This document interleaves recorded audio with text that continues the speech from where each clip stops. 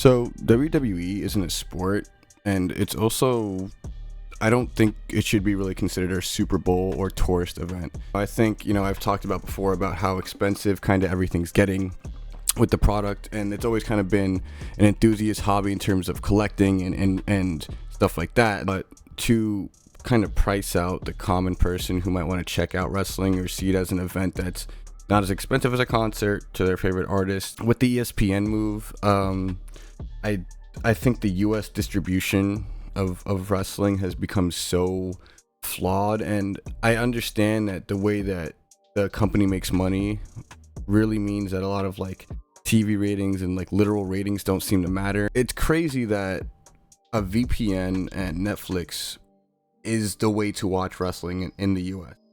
And like the accessibility of that is a lot easier than it has been, right? Obviously, with a lot of VPN options and stuff.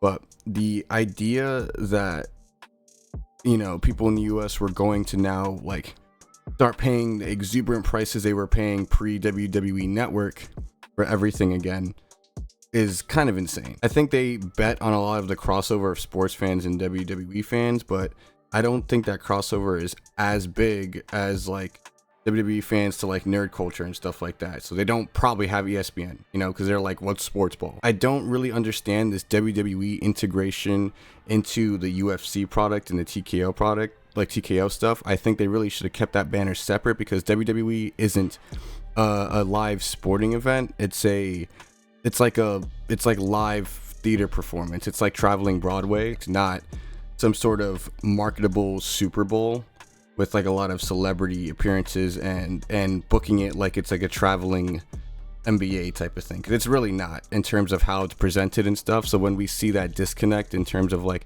look at the guest celebrities and look at all this and the ads, it does start to weigh down on the people who are fans of the product, because it starts to seem not as genuine. We start seeing the obvious pushes to shove products in our faces, the crazier ticket prices, for us to see VIP packages for people like that are like, am I ever going to be able to go to a Mania reasonably for a reasonable price? No. This is now like a Disney World level thing, more expensive probably now, actually, if we did the math, to go to a Mania and get a decent seat, with your family.